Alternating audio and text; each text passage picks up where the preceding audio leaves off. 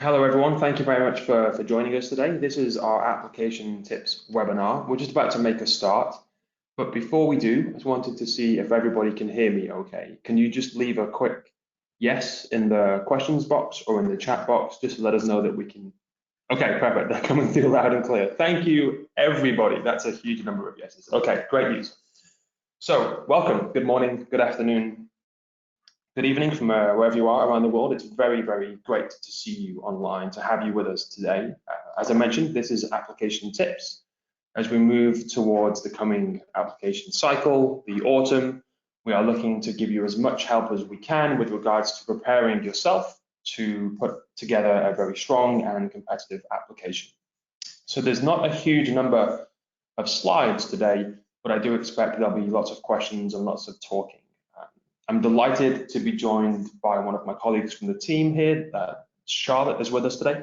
Hi, my name's Charlotte Kelchiker. I'm one of the admissions advisors here at Oxford Said, and I'm joining Liam to help explain some of our entry criteria and help you put together a strong application to the Oxford MBA.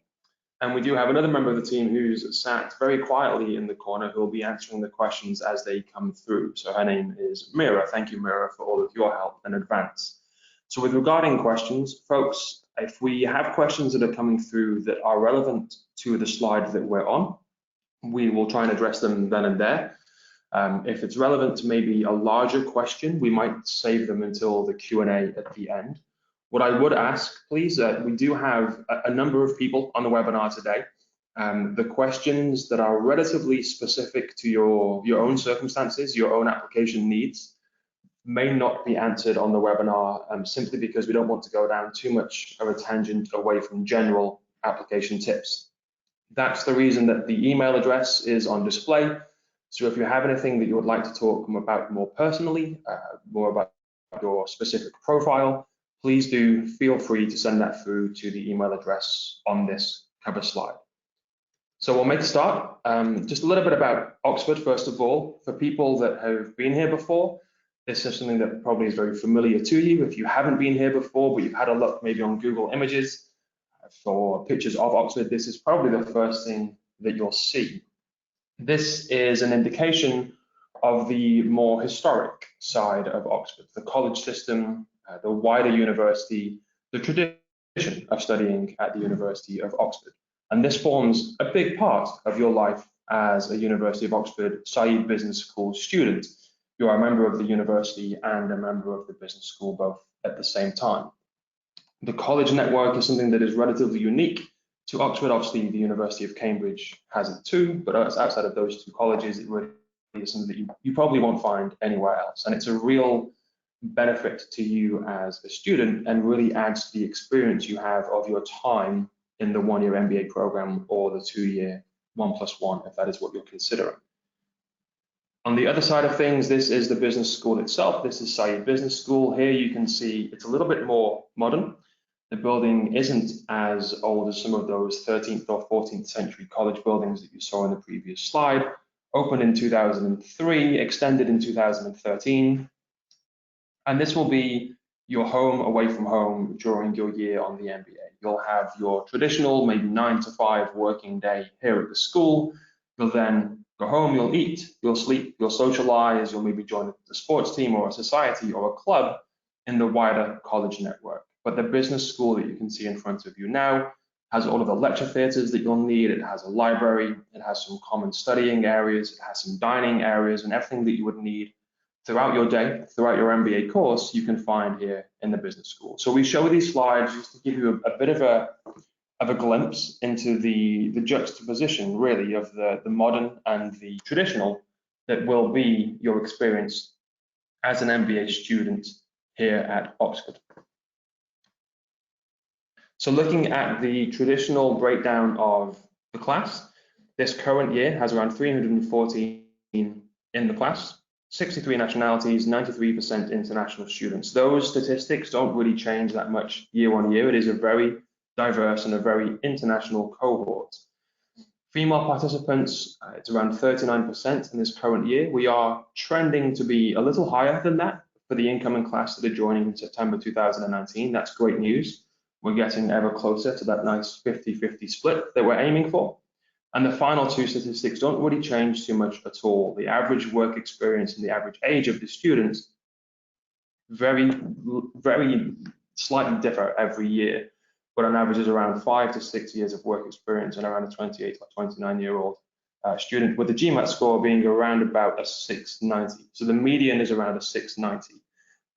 What I would say, and we'll go into the application requirements a little bit more in detail than the next slide, but any of the requirements that we're about to talk about are really a guide for you to be aiming for, rather than something that is absolutely set in stone. So if you're sat there thinking already, well, my GMAT score that I've taken is a little bit below that median 690, does that mean that I can't apply? Absolutely not. You'll have strengths elsewhere in your application. You'll have strengths that maybe other people can't bring to the cohort that you can. So as we go through those requirements in the next couple of slides, please do keep that in mind. We have this very holistic view of looking at your application as a sum of its parts, rather than just focusing on one individual component.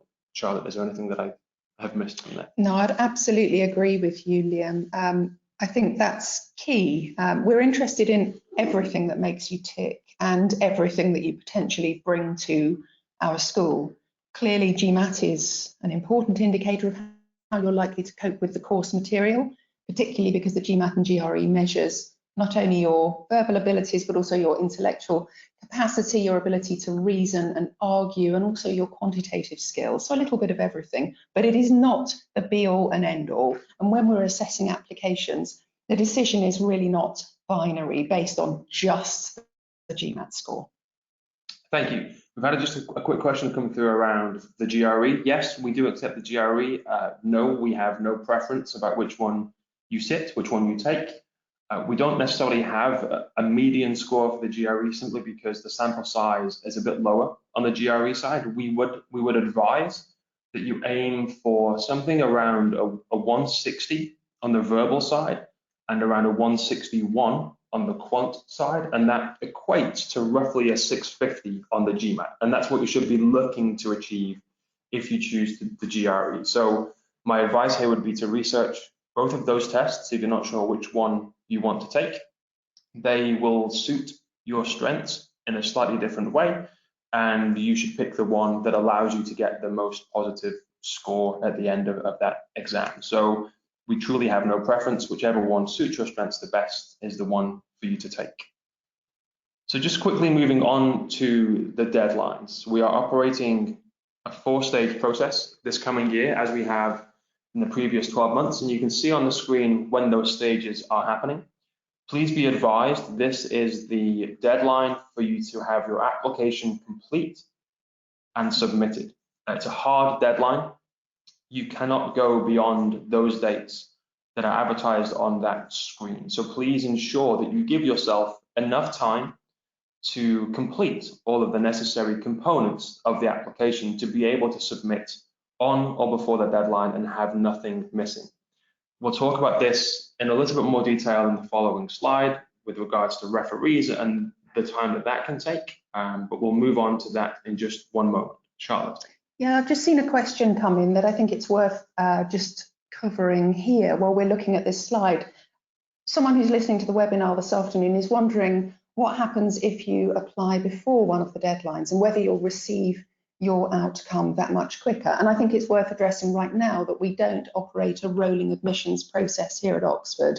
It is a gathered field. It is a competitive stage pool that you will enter if your application is complete when the deadline passes. So everybody is assessed on a competitive basis against each other, and then we make our decision as to who to invite for interview after the deadline has passed.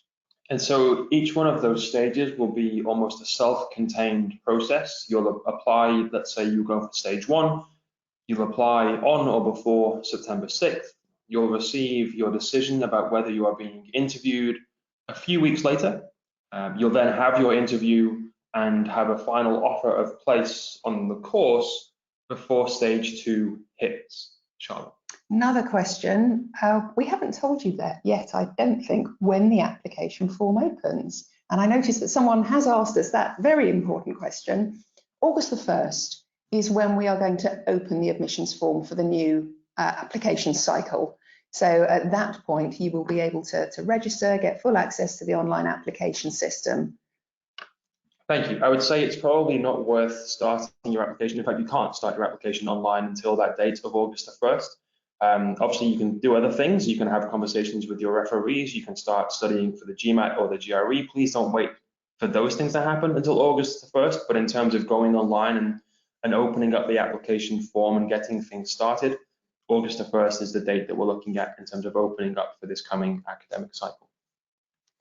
I have another question that someone has usefully asked. It's almost as if you are psychically predicting what will be useful to hear this afternoon. So thanks for asking about how competitive the stages are, as one of you has.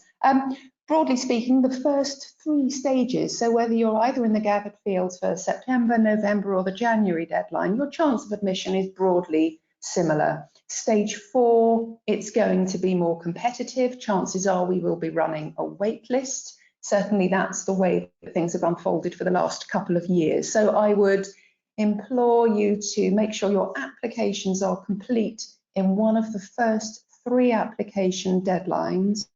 Another advantage in so doing is that you can be considered for scholarship funding if you apply in one of those first 3 stages. So if that's important for anybody, your application needs to be complete by the 3rd deadline of January the 10th. Sorry, back to you, Liam. No, don't apologize. That's useful information. Thank you, Charlotte. We've had a question come through about what if you're unsuccessful in one of the early stages? Can you reapply?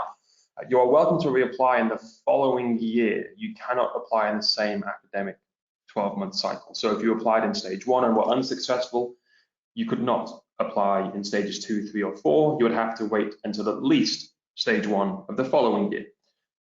We're going to move on to application requirements. There are a few questions coming through around those areas, so let's move on to that now. These are the things that we essentially look for. Again, as I mentioned before, there's nothing that's really set in stone in terms of any of the things that are on this screen. There was something that is very new this year as well that I'm allowing Charlotte to speak about in great detail. Charlotte is the expert on the new video assessment component. So there's an entire slide in a moment just on that video assessment. That is new for this coming year.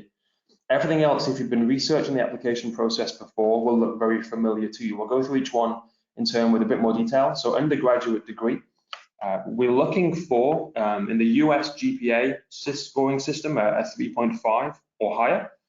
In the UK system, that is an upper 2nd class degree, a 2-1, so to speak. It doesn't really matter what your field of study has been. We don't mandate that you must have a business-related degree. One of the benefits, I think, of coming to Oxford for your MBA is that we attract a very diverse group of people, not just in terms of international diversity, but in terms of diversity of thought. And that comes from a wide experience of fields of study at that undergraduate level. So 3.5 GPA or a 2-1 degree in any field of study. It doesn't have to be business related at all.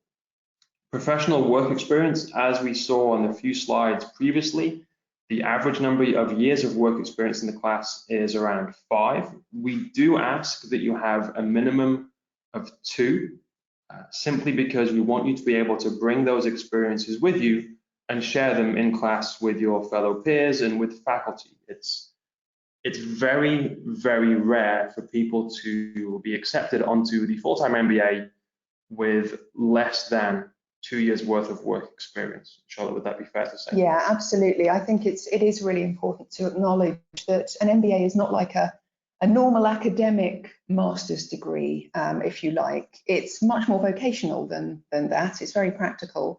And a lot of the learning, as well as the theory, it's going to be about application of knowledge and drawing on your experience in the workplace. So we are looking for people that have not only started their career, but also progressed in their chosen career, or perhaps moved around and experienced different sectors, different industries, and now want to study for an MBA.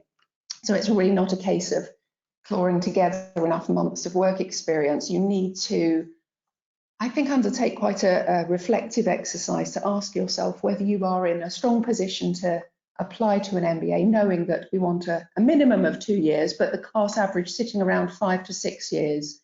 You really need to come to us with plenty of stories to tell, and as Liam has said, plenty of experience to share with your colleagues, and also to challenge your colleagues and peers and academics throughout the experience. Thank you. Just going to go back to undergraduate degree for a second as some questions come through. Some questions around having degrees from countries that maybe not use the US star GPA system or the UK star system. So Charlotte, can you say this one? Happy to speak about that. You will see when you do come around to filling out the online application form, where we do ask you for your GPA or your score, please don't worry about converting your degree classification to the UK system.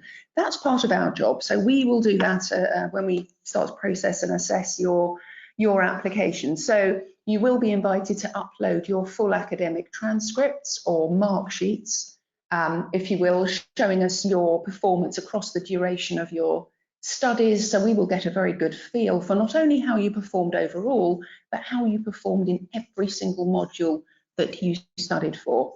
Don't worry about converting it to the UK system. You don't need, for example, a NARIC statement of equivalence. We do just want your full academic transcripts. Some people are saying if you fall slightly below that 3.5 GPA or maybe below the 2.1 in the UK terms, is that a deterrent from applying? And I would say no. It's similarly to the GMAT and the GRE. If you don't quite hit that required minimum score on the website, please don't worry. Again, you'll have strengths elsewhere in your application. Please don't be dissuaded from applying if you think that you fall below what the advertised minimum is. Charlotte. Yeah, I think another important observation here is that given the age of some of our applicants, you might be 29 when you apply to come to Oxford Saïd, but clearly you graduated from university when you were perhaps 21 and a very different person at a very different stage in your life.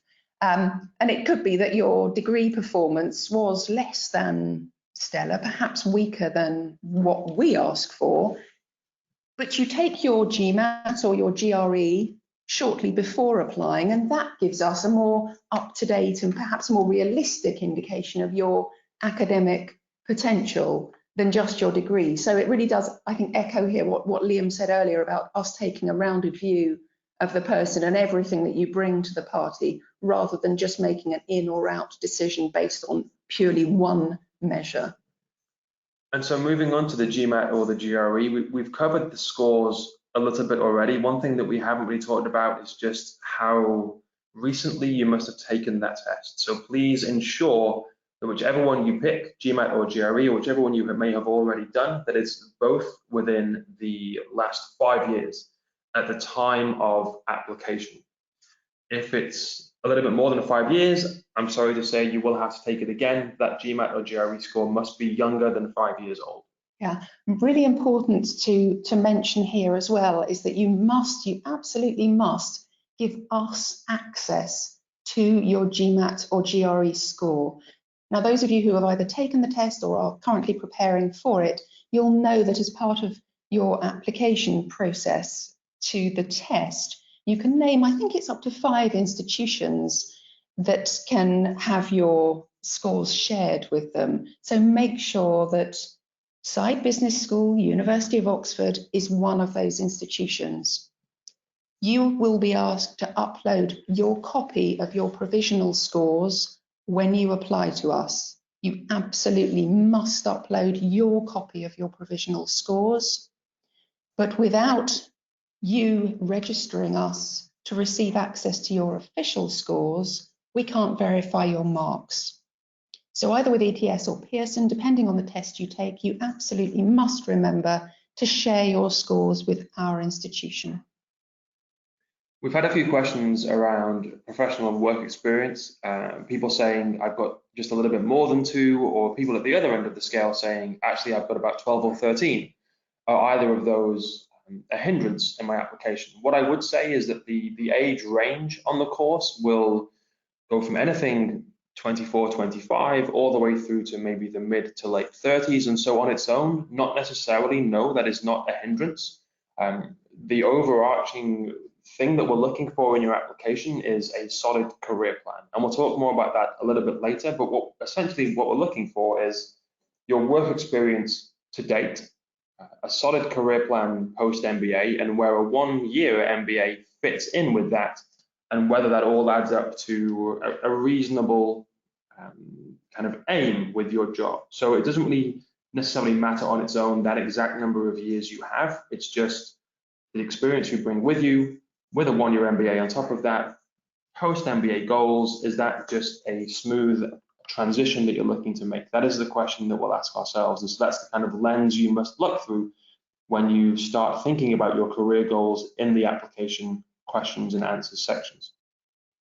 With regards to references, we ask for 2. It could be 1 professional reference, 1 academic. It could be 2 professional if you've been out of school for a while and you have actually quite professional contacts that you would like to use.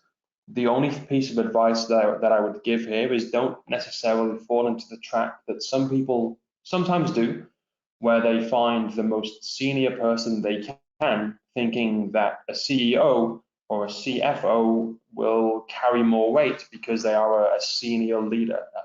If they don't work that closely with you, if they don't know you that well and they can't really talk about your strengths in detail, that can be a bit of a missed opportunity. So pick 2 people that know you well.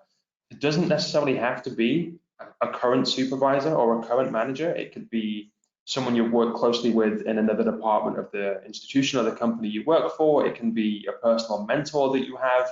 It could even be a client or a customer that you've worked for on a project. And so you can be creative about which referees you use, but please do, for your own benefit, pick the 2 people that know you well and can speak about your strengths in the most effective way.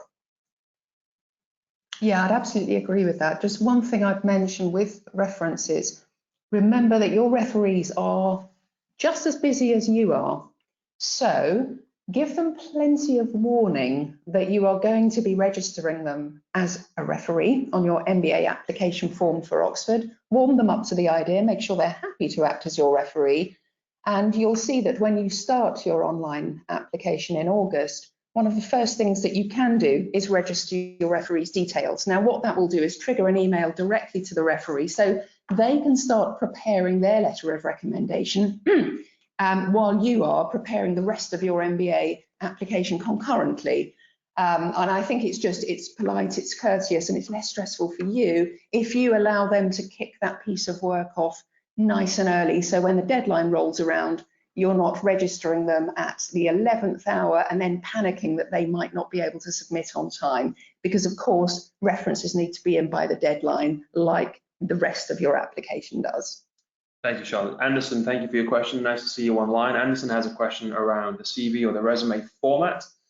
What I would say is that we appreciate a 1-page CV or resume. You don't necessarily have to use the format that we have a template for online. You can use that as a guide if you want to, but layout, font, styling, that's all up to you to choose your own, whatever you would like. But please, as much as you can, please do try and stick to that 1-page resume. Other than that, be as creative as you would like to. We'll go into video assessment in a moment because there is an entire slide dedicated to it because it's so new.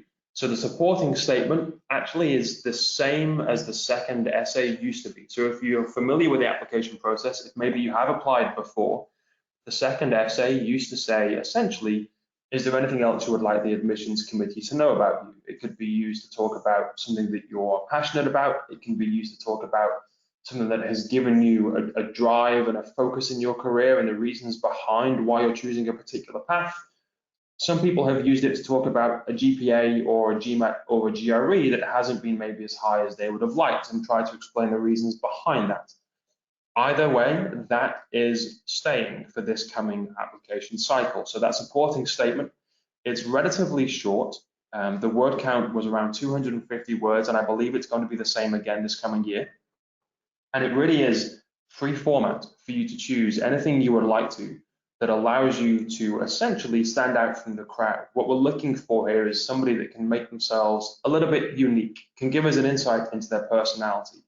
We have a slide later on about ways you can strengthen your application, things like emotional intelligence, and this supporting statement really allows you the chance to give us an insight into the person behind the quite cold and black and white application materials that a standardized test score will give or a headline GPA can give. Charlotte, this is the point where I always pass over to you for the English language proficiency. Please, can you explain to the crowd? Yes, of course, I can. So For those of you who are nationals of a country where English is not the majority language, you may need to provide the results of an English proficiency test when you apply to Oxford Said. Now, even if you are perhaps a national of one of those countries, let's say you are in India or Singapore or China or Mexico, you might be thinking, right, okay, I clearly need to take an English test because I don't come from a country that's majority English speaking. My question for you would be, when you did your degree, was it taught entirely in English? Now, chances are it might have been. I know that, for example, tertiary education in Singapore, in India, is often in English. And if your degree was taught entirely in English, then you can apply for a waiver, so you don't need to take an English test.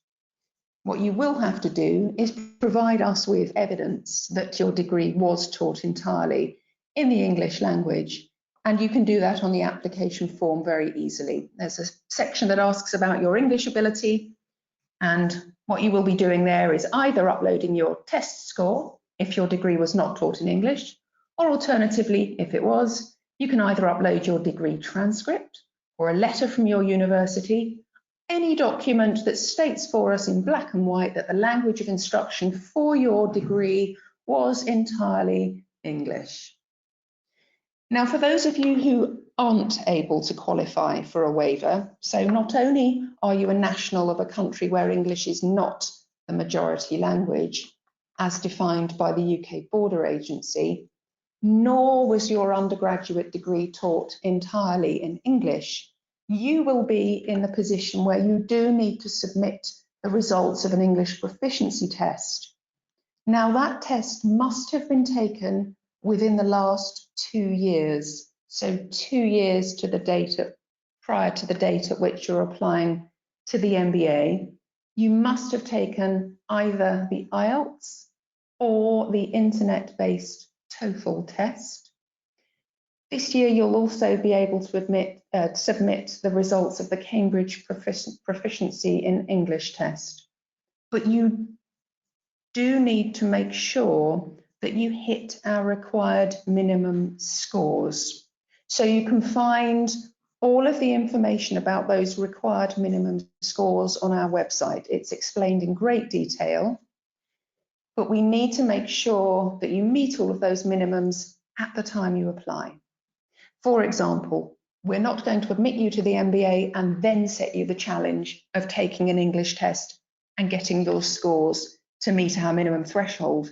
You need to meet those minimum scores when you apply. This is not like the GMAT or GRE where we can exercise some judgment and you can compensate here and there elsewhere in your application. This is a University of Oxford's central requirement, and the school is under an obligation to the university to only admit students who meet those minimum scores. And as I say, those scores are broken down in great detail on our website, so make sure that you hop across there after the webinar and get that level of detail.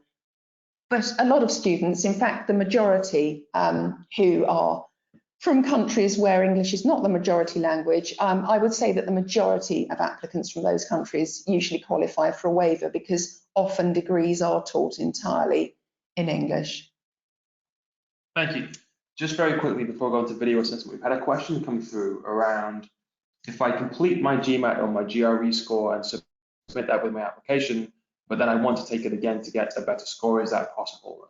What I would say here is that please ensure that you submit a score with your application. If you submit an application without the GMAT or the GRE, if you have yet to take it, for example, that will be considered incomplete. There is little leeway to be able to give you an extension. In fact, there's no leeway at all to be able to give you an extension if you are yet to submit the score. If you have submitted a score and are thinking about taking it again, that is a possible conversation we can have nearer the time. Charlotte.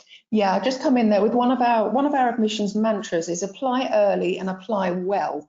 And I think GMAT or GRE score really speaks to that wisdom insofar as it is a really important part of your application. you need to be satisfied that when you are applying and you're providing us with your GMAT or GRE scores and you're uploading your provisional results score sheet, that you are showing us pretty much the best that you can do. When the deadlines roll around, you need to make sure that not only can you give us your scores, that you can provide us with documentary proof of your provisional scores. Certainly the GRE, when you sit that exam, you don't get your provisional scores for the best part of 2 weeks.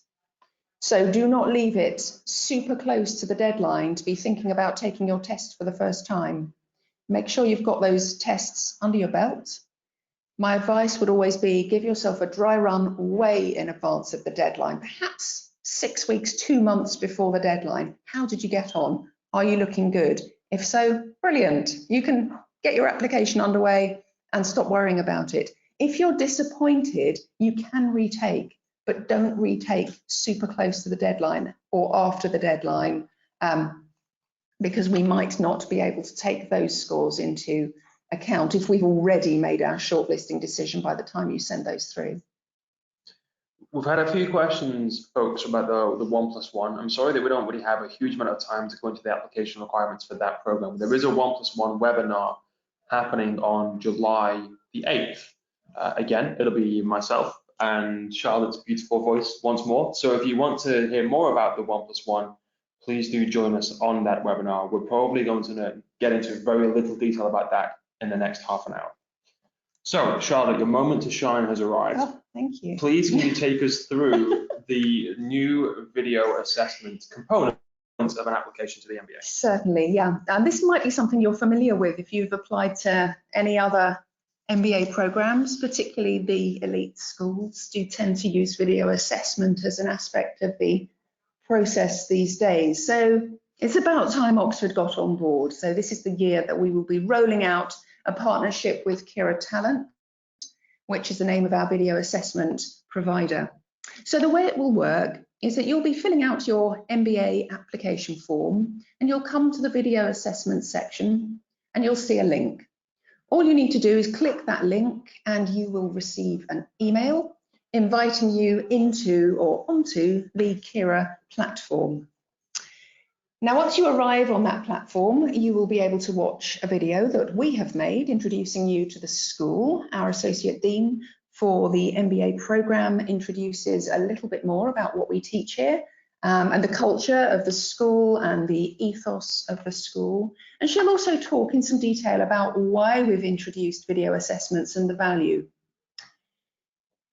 But for us in the admissions committee, it gives us a great opportunity to meet you before we meet you. And this really links back to something that Liam mentioned earlier about the essay that you submit. You know, what else do you want the committee to know about you?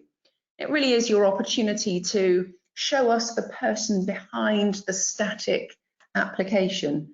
And video is a fantastic medium for you to do that, so we can literally see you, hear you, and feel like we are starting to get to know you.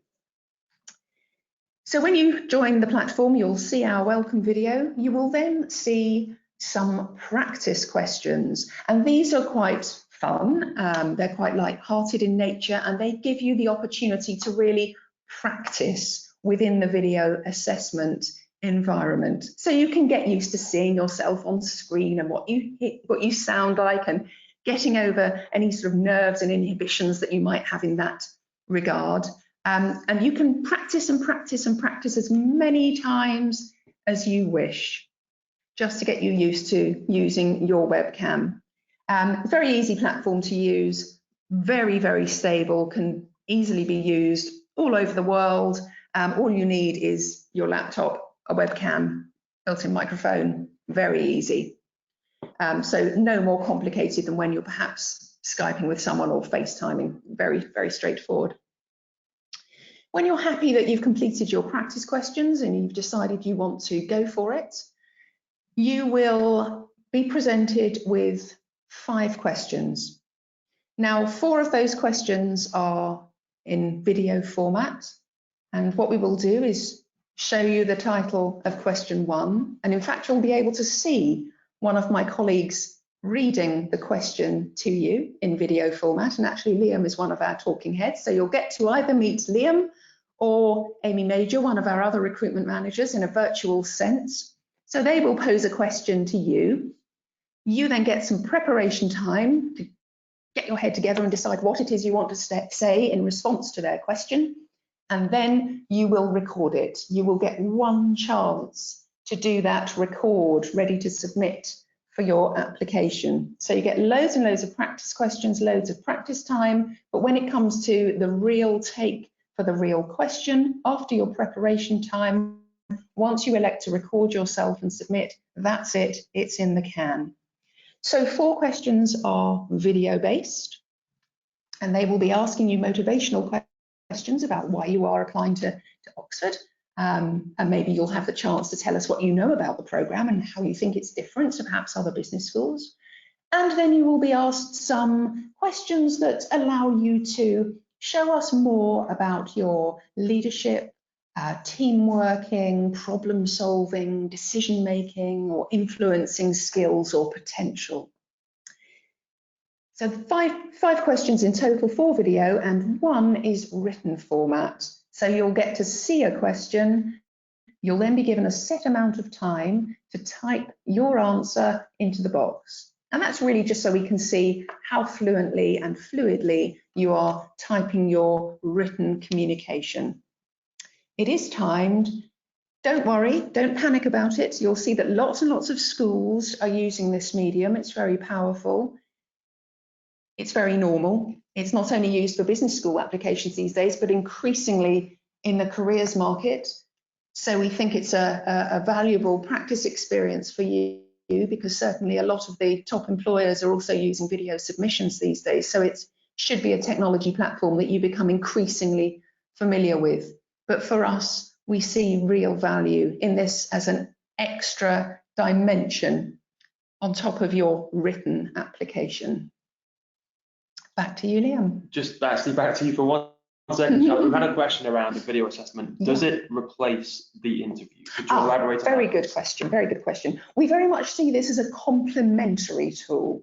So this doesn't literally replace the opportunity of us getting to meet you in a proper interview setting. So the way that the sort of post-application process will work next year is that the committee, the admissions committee members will get together, they'll look at applications as they always have, they'll also watch video submissions, and we'll decide who we're shortlisting for interview. Those interviews, as in previous years, will take place here at the school, overseas if we have suitable members of staff in your home territory, or also, as always, via Skype. Given we are so international, Skype will always be an option, as will coming here to Oxford. But next year, no, this will not be replacing the interview conversation. It's very much just a complementary activity. Thank you. So we've covered the minimum requirements, so to speak, of an application. There are the things that you must have or must possess in order to be able to submit a complete application by the deadline. We're going to spend some time thinking about ways of strengthening your application, going a little bit above and maybe beyond well, I have the GMAT score done, I have 2 referees. These are the things that you can think about showing us or displaying in your application that will allow you to maybe increase your chances of being selected for interview, or give us at least more things to discuss in the interview. And so on the screen, you'll see a few of these keywords, and these are the things that maybe Charlotte was hinting at with regards to some of those video questions. We will be using that process to start almost in a respectful way, the interrogation of your skills.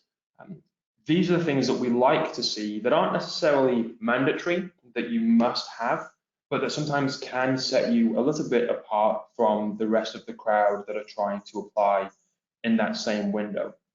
So leadership, for example, it doesn't have to be that you manage large teams. It doesn't have to be that you have a certain amount of headcount in your team, but that your responsibilities maybe have grown over your career. You've led on a project, or you've thought of an idea or a business process that your company has taken on board and run with.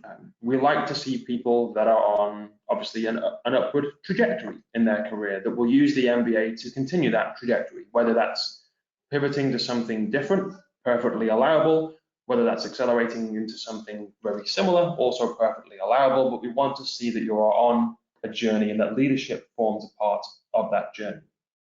Communication is very important for the school. We're trying to build a cohort that is as interesting and diverse as we can for everybody in that cohort to make it as engaging as possible. So if you're somebody that is going to come with fantastic ideas and great experience, but then maybe not have the communication skills or the inclination to share those ideas or experiences, then you might not be as successful in your application as somebody who is looking to become part of a wider team, part of a wider network. And that links in with teamwork. How do you interact with your peer group? We'll interrogate these things in an interview using those video questions to try and get to the bottom of your personality. It's not just about academic strength. Of course, we want that. We are the University of Oxford. Of course, that's important. But at the same time, we want somebody who has the self-awareness to be confident about their strengths, but also understand where they want to and where they're looking to and where they need to develop in order to become a better version of themselves. And understanding that you can bring experiences and strengths with you, but that also you can look to your peer group to learn from them is a very important characteristic that we look for throughout this entire process. We've touched upon career vision a little bit in the last few slides. I just want to elaborate just a little bit further on that here. Everyone, I assume, knows we are a one-year MBA. What that means is if you're looking to make a very drastic change in your career, and by drastic, I'm talking about maybe a geographical change, maybe an industry or a sector change, and a job function change, looking to change maybe all of those three things, we will ask you if a one-year program is the right thing for you. We might talk about maybe a two-year program, a more traditional MBA being a better vehicle for that journey that you're looking to make. It doesn't mean that you can't want to affect change. You absolutely can. You're welcome to apply if you're looking to pivot. Lots of people do. But it's your job in your application to put across this strong career vision that gets the balance correct between a level of ambition, of aspiration, but also a level of realism. We internally will review your application and think about whether we can help you achieve the career goals that you stated on your application. This is about what you put into your application form. If we have concerns that you might graduate at the end of the year and struggle to find the job that you want and that you deserve, that might be a little bit beyond reach, that could be a stumbling block either on the way to interview or during the interview in terms of getting an offer of a place on the course. You'll have space in the application form to talk about your plan A, but also your plan B. So if your plan A does not work, what is your plan B? It's telling that there's no character limit in the answers to the career questions. There is a level of detail that we expect you to fill in these answers. So when you're talking about the industry or the sector you want to work in, you might talk about a few examples of companies that you aspire to be a member of the team in. You might think about what kind of profile do those companies look for when they recruit MBA talent. You'd then elaborate on maybe how you fit that profile already, or how a one-year MBA can help you fill the knowledge or the skill gap that you think you need to fill that profile upon graduation. So think about that entire process. We like to see a level of proactivity here. Have you approached the recruitment teams of the companies that you might want to work for in the future to hear firsthand from them what they look for when they recruit MBA talent? That's the kind of career vision and awareness that we're looking for when it comes to your application. So please look a little bit beyond the requirements from a few previous slides. It's not just about the highest GMAT score. It's not just about the best GPA. It's not just about the best referees. All of those things are incredibly important, don't get me wrong. But if you're looking to rise to the top of the application window that you're applying in, it's this slide and the content in these headings that will really allow you to set yourself apart from the crowd. Charlotte. Yeah, absolutely agree with Liam's advice there. You'll see actually when you start your online application, if you go to the career development section, you'll see list of questions that we have challenged you with, and it's a very reflective exercise, and the questions are quite provocative. They will, I guess, hold up that reality check for you, not only to inspire you as to what it is you do want to do after the MBA, but help you decide whether it really is achievable. So we'll get you to reflect upon what it is you want, why you want it, why you think you're the right person to make that move, who in your network has made a similar move, what was their advice. Again, it's a section worth exploring early on, I think, rather than leaving it to the back end of filling out your application form, because it's probably something that as you move through your MBA application journey, you're likely to return to more than once as you start to delve deeper into yourself and your own personal development journey, that you're likely to return to that section and refine it, so that you really are presenting us with a compelling rationale as to your post-MBA vision. Charlotte, we've had a question about the video assessment. It's a tough one. It's a tough question. Maddie, thank you for asking it, but I think it's one that we probably should approach. It says, in terms of the video assessment, how much does it count in relation to the other components of the application? So my answer to this probably would be it's equally weighted. Absolutely. It's not more important than anything else. It's not less important than anything else. Again, it forms part of the overall decision-making process, certainly. But if, for example, you find yourself relatively introverted and not massively comfortable doing a video assessment, that isn't going to be held against you in any way at all. Charlotte. Yeah, absolutely. As Liam said, of equal weight. This is just another dimension. It's just a different way of asking very similar questions, the kind of questions that we'd ask you at interview, frankly. So it's no more nerve-wracking than being sat across the table from one of us or meeting one of us through Skype. It should be fun. It should help you explore yourself. It's just makes a change actually for you also to communicate with us visually and verbally rather than have to write something down. You know, some candidates don't like having to just write essays because they don't feel that's a strength. You know, they feel that they're much better when they're speaking to someone. So it really balances out. That's why we have written aspects of the application, we have the visual and spoken part of the application this year to really give everybody a chance to share information about themselves and their background. So it's no more weighted than any other part of the application. We would never make the decision to interview or not based purely on video assessment performance. So just mindful of the time, we're going into the last 15 minutes now, and so I just wanted to talk a little bit about next steps before we open it up for more questions from the audience. So in terms of next steps, there's a few things that you can do. You can download a brochure online that kind of puts you into our system. You'll kind of come onto our radar. We might send you an email about upcoming webinars or events in your local area. It opens the communication channels, allows you to connect with our recruitment team. We can talk to you over the telephone, over Skype, via email, around any questions that you might have about your application, about your personal circumstances. The biggest part, I think, of the application process in terms of the amount of time you want to allow it, you want to give it, is probably the GMAT or the GRE. Please don't underestimate how much time you might need. You're balancing probably full-time jobs, other commitments, family lives as well. You want to make sure that you give yourself enough time, enough space to be able to study to the level that allows you to get the score that you're happy with. So prepare for your GMAT and GRE, do that in advance. Give yourself, as Charlotte mentioned before, maybe enough time to take it a second time, just in case you think the first time, it's your very first time, you're maybe a little bit nervous. It's a strange environment when you're in a room doing the GMAT and there's 6 people sat alongside you. You're all clicking the mouse at different points. It's very distracting. I've been in that situation. I know how it feels. So give yourself a second test date if you feel as though you need it, all before the end of that submission deadline. Come and see us. We have official open days here at the school regularly throughout the year. The next one is going to be sometime towards the end of August. We're just finalizing the dates now. We have those 4 or 5 times throughout the 12 months. If they don't work with your schedule, if you find yourself in Oxford or in the UK on business or on vacation, then just get in touch. We have a campus visit form that you can download on the internet, on our homepage.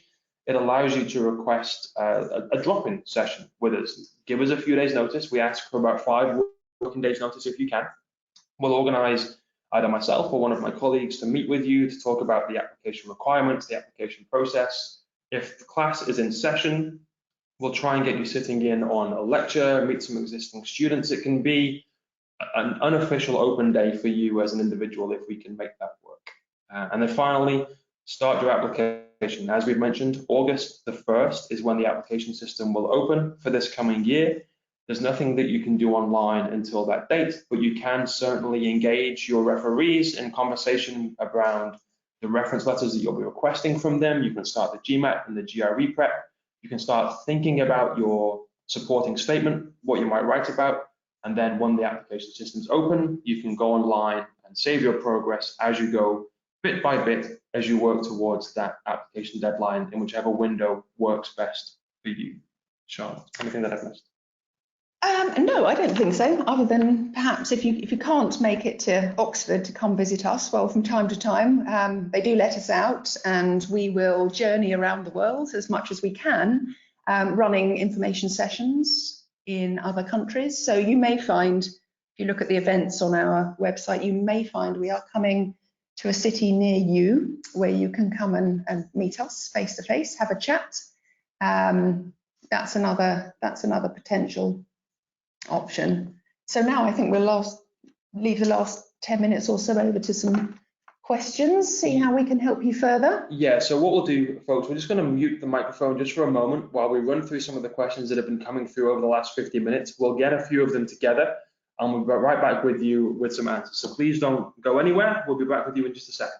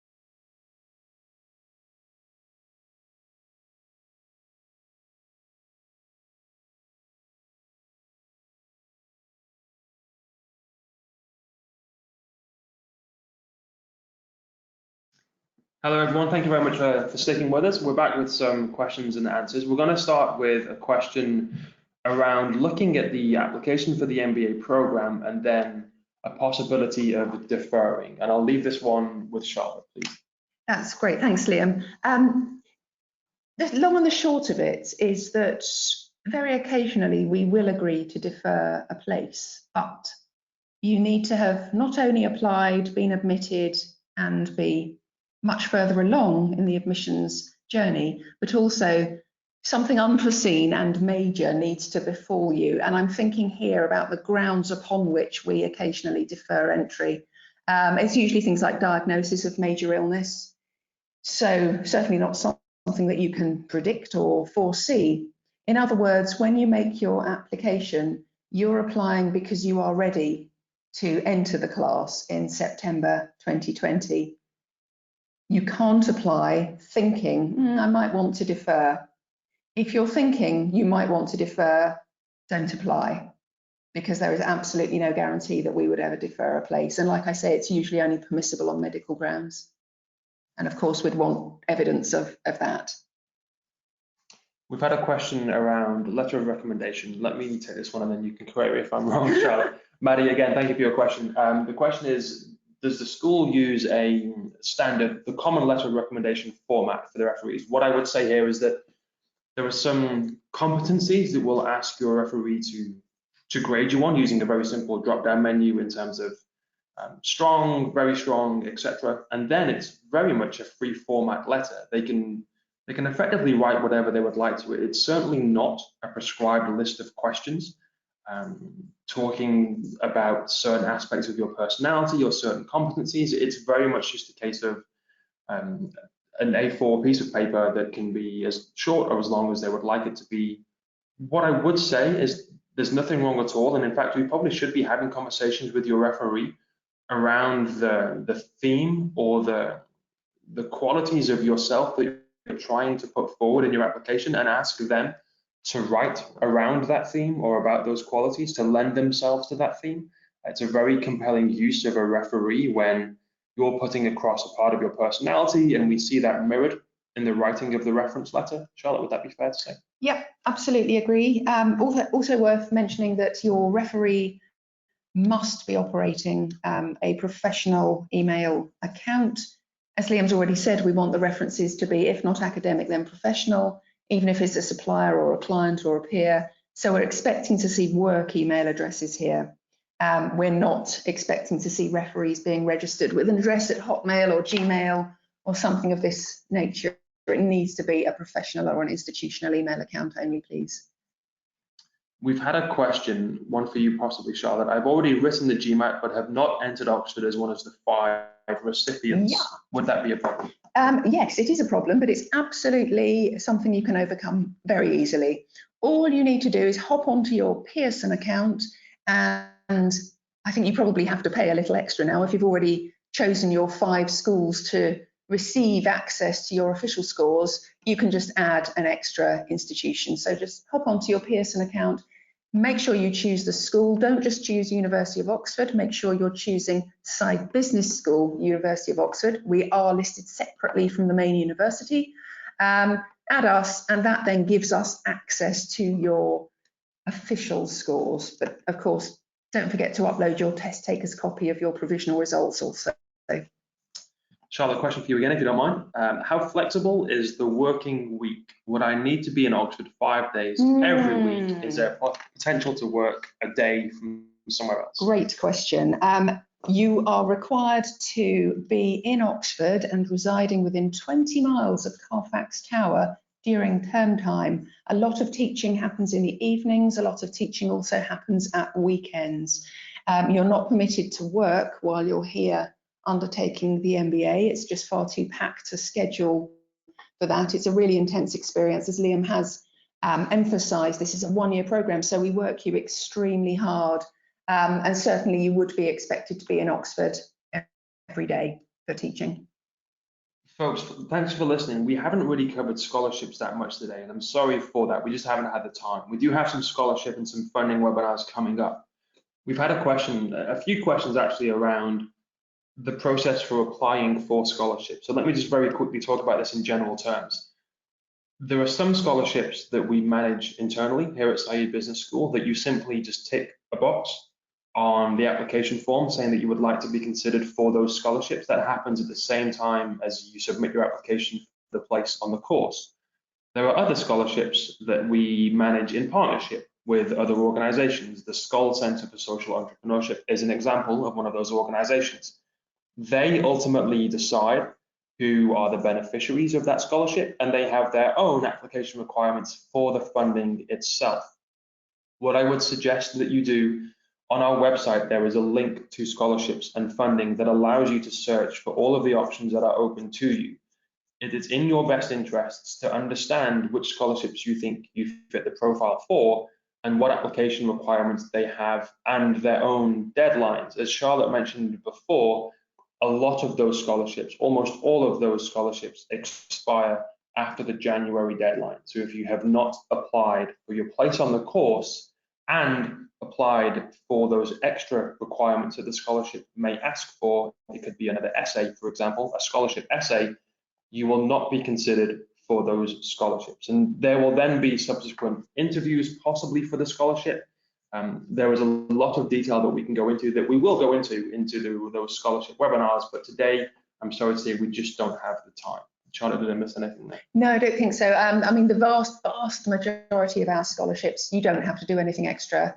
There is just a tiny handful where you might be asked to submit an additional essay, but the vast majority, we know who you are, where you're from, we know a little bit about your background, so we will run the data and put you into as many scholarship competitions as we possibly can, all of those that you meet the eligibility criteria for. So you don't have to do anything further. And just one final question, Charlotte. I think we have time for this one. It's a good one.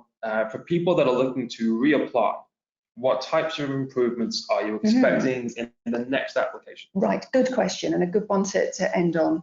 We ask you to write an additional essay for us if you are a reapplicant, and we're really asking you to submit a short reflective piece, letting us know how you have changed and or developed since you last applied. So it could be something quite obvious and tangible, if you like for example, you retook your GMAT and your score was X and now it is Z.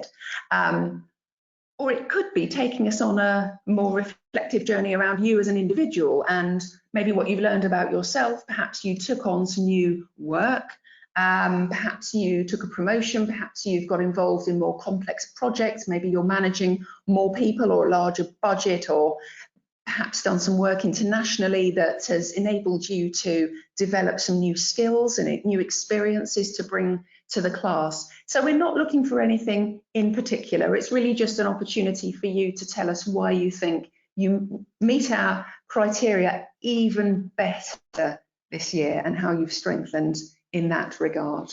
Anecdotally, just to finish, I would say there are a number of very successful MBA incoming students over this year and also previous years that did apply initially and weren't successful.